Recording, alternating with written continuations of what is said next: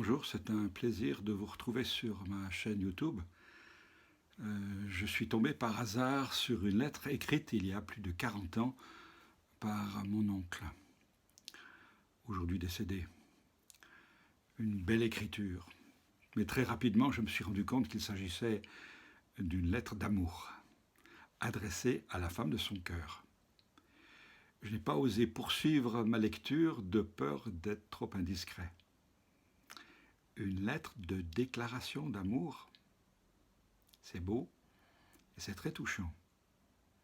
Je ne sais pas si vous avez reçu une telle lettre, une déclaration d'amour d'un bien-aimé, ou peut-être simplement un mot de vos parents à un moment donné. Lorsque l'apôtre Paul écrit aux gens de Philippe, il leur déclare sans retenue combien il tient à eux, combien il les aime. Et c'est très impressionnant. Écoutez la lecture. De la part de Paul et Timothée, serviteurs de Jésus-Christ, à tous ceux qui, à Philippe, appartiennent au peuple de Dieu par Jésus-Christ, aux dirigeants de l'Église et aux diacres. Que Dieu notre Père et le Seigneur Jésus-Christ vous accordent la grâce et la paix. Je remercie mon Dieu chaque fois que je pense à vous. Toutes les fois que je prie pour vous tous, je le fais avec joie, en raison de l'aide que vous m'avez apportée dans la diffusion de la bonne nouvelle depuis le premier jour jusqu'à maintenant. Je suis certain de ceci. Dieu, qui a commencé cette œuvre bonne parmi vous, la continuera jusqu'à son achèvement au jour de la venue de Jésus-Christ. Il est bien juste que j'aie de tels sentiments envers vous tous. Je vous porte en effet dans mon cœur, car vous avez tous part à la faveur que Dieu m'a accordée, aussi bien maintenant que je suis en prison, que lorsque je suis appelé à défendre fermement la bonne nouvelle. Dieu m'en est témoin. Je vous aime tous avec la profonde affection de Jésus-Christ. Voici ce que je demande à Dieu dans ma prière. Que votre amour grandisse de plus en plus. Qu'il soit enrichi de vraies connaissances et de compréhension parfaite, pour que vous soyez capables de discerner ce qui est bien. Ainsi, vous serez purs et irréprochables au jour de la venue du Christ. Il y a si peu de gens aimables autour de nous. Souvent, nous ne savons pas comment aborder les gens. Peut-être les gens se demandent aussi comment nous aborder nous-mêmes. Comment voyons-nous nos proches, nos amis, nos voisins, nos collègues, les membres de notre famille? Est-ce que nous avons nous aussi une profonde affection envers eux? Soyons honnêtes. Comment nous voyons-nous nous-mêmes? Sommes-nous heureux et positifs? Mais dites-moi, comment Paul peut-il avoir une telle affection envers ces gens? Peut-être Paul pourrait nous aider dans nos relations. À qui il s'adresse, il est convaincu que Dieu a commencé un travail parmi eux, une bonne œuvre comme il le dit, et que ce travail, il va le continuer jusqu'à son achèvement. Paul est donc convaincu que c'est Dieu qui agit dans le cœur de ces gens, et que ce qu'il a commencé, il va le terminer. Et l'œuvre finale sera belle.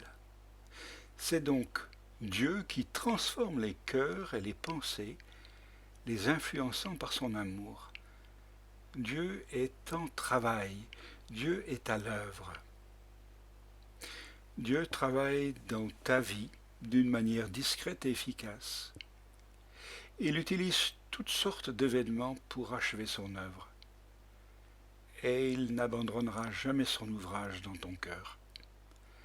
Et je crois même que cette pandémie et son cortège de problèmes est utilisé par Dieu pour nous apprendre tellement de choses.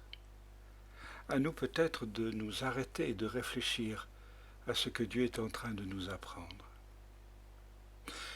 De la même manière, Dieu agit dans la vie de ceux et de celles qui nous entourent, et il n'abandonnera pas son travail dans leur cœur. Alors, sachant cette vérité, notre regard sur les autres peut être plein d'espérance et même d'indulgence. Dans ses prières, Paul demande à Dieu que l'amour que les gens ont dans leur cœur, que cet amour grandisse de plus en plus, qu'il croisse. Dieu nous inonde de son amour, de sa tendresse et de son pardon. Et cet amour reçu dans ces moments intimes avec lui, cet amour va déborder de notre cœur pour ceux et celles qui nous côtoient. Jésus disait à ses disciples, « Si vous vous aimez les uns les autres, écoutez bien, si vous vous aimez les uns les autres, alors tous sauront que vous êtes mes disciples. »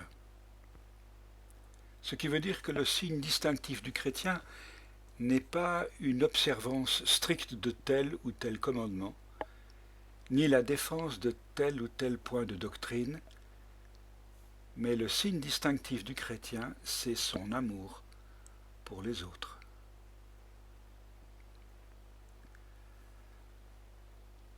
L'apôtre Paul demande à Dieu que cet amour soit enrichi de vraies connaissances et de compréhension parfaite pour qu'il soit capable de discerner ce qui est bien. L'amour que Dieu verse dans notre cœur nous permet de discerner l'essentiel de ce qui est bien et de ce qui fera du bien aux autres. Le moteur de notre réflexion, de notre discernement, c'est l'amour. L'amour de Dieu déversé dans notre cœur nous permet d'être intelligents, clairvoyants, d'avoir de la sagesse, du bon sens. On est loin là du légalisme et de l'esprit sectaire. Alors, si Dieu est à l'œuvre en moi et qu'il va achever ce qu'il a commencé, son amour grandit en moi, me communiquant sa sagesse, son bon sens, sa clairvoyance. Alors, assuré de ce travail intérieur, je peux être apaisé et même réjoui. Alors si Dieu agit aussi chez les autres et qu'il achèvera ce qu'il a commencé, son amour grandit aussi en eux, leur communiquant sa sagesse et son bon sens. Alors, je peux me réjouir et les aimer tels qu'ils sont. Je peux même avoir un regard positif et bienveillant à leur égard, et même aller jusqu'à dire « Tu vas réussir, je suis là pour t'aider, tu peux compter sur moi. » Et Dieu est avec toi. Je pense à cette petite histoire de cet enfant qui, issu d'une famille divorcée, étant un week-end chez son père, un week-end chez sa mère, faisait le trajet en train avec tantôt son père, tantôt sa mère. Et un jour, il dit à son papa, « Papa, je suis assez grand maintenant, je sais ce que je dois faire, j'ai 8 ans, je suis un grand garçon.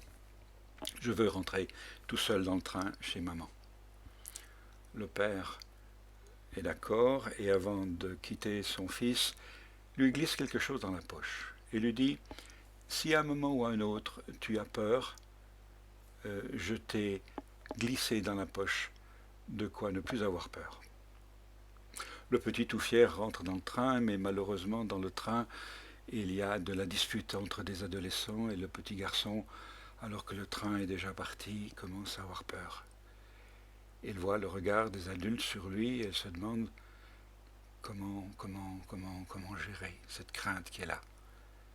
Il se souvient alors que son père lui avait dit qu'il y avait quelque chose pour le réconforter dans la poche de sa veste. Il regarde et il voit un petit mot écrit par son papa. Il lui dit « Si tu as peur, ne t'inquiète pas, je suis dans le dernier wagon. Le petit s'est alors levé et a filé à toute vitesse en queue du train pour aller retrouver son papa et ainsi être protégé pour le reste du voyage. De la même manière, c'est ainsi que nous pouvons accompagner nos proches. Arrive un moment, il faut les laisser aller, leur faire confiance, mais assurer les arrières et leur dire que s'ils ont besoin de nous, nous sommes toujours là.